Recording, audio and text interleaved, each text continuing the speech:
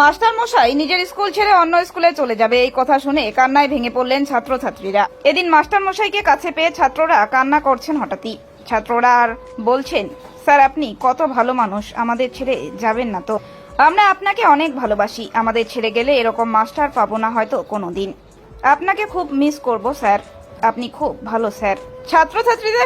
ছাত্রছাত্রীদের সবার প্রিয় শিক্ষক গীতবিতান মহাপাত্র নিজেও কান্নায় ভেঙে পড়েন। তিনি ছাত্রছাত্রীদের বোঝানোর চেষ্টা করছেন যে অফিসিয়ালভাবে নির্দেশ রয়েছে তাকে যেতে হবে, তবে সেখানে প্রাক্তন ছাত্রছাত্রীরা এসে তাদের প্রিয় শিক্ষকের সঙ্গে কথা বলেন।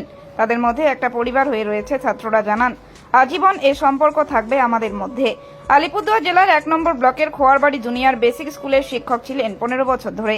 বিদ্যালয়ের বাকি শিক্ষকের পাশাপাশি গ্রামবাসীরাও সেখানে আজকে উপস্থিত ছিলেন বিদায় সংবর্ধনা অনুষ্ঠানে। গীতবিতান মহাপাত্র সোনাপুর সারদা মোহন বিদ্যালয়ে প্রধান শিক্ষক হিসেবে নতুন করে দায়িত্ব নেবেন।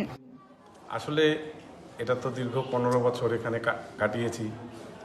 এটা সরকারি নিয়মে আমার যাওয়া কিন্তু এখানকার আমার বিদ্যালয়ের প্রধান শিক্ষক অলোক কুমার রায় থেকে ধরে আমার সহশিক্ষক রানা পিন্টু তৎসহ আমার অন্যান্য সহকর্মীরা, এরা যে সহযোগিতা করেছে, এদের সহযোগিতায় আমি 15টা বছর এই খয়েরবাড়ি জুনিয়র বেসিক স্কুলে এই ছোট ছোট শিশুদের সঙ্গে আমি মিশতে পেরেছি, ওদের ভালোবাসতে পেরেছি। আজকে সরকারি নিয়মে আমার এখানে কর্মজীবনের শেষ দিন, সেই হিসাবেই আমি এই ছোট ছোট শিশুদের আবার ভালোবাসা জানিয়ে, আমার সহকর্মীদের কৃতজ্ঞতা ধন্যবাদ জানিয়ে, আমার ভিসি, আমার এত এলাকার অভিভাবক, আমার self help group, mid day মিলের যে দিদিরা রয়েছেন তাদের সকলকে, আমার অন্যান্য সহকর্মীরা যারা, তাদের সকলকে আমার কৃতজ্ঞতা ধন্যবাদ জানাই।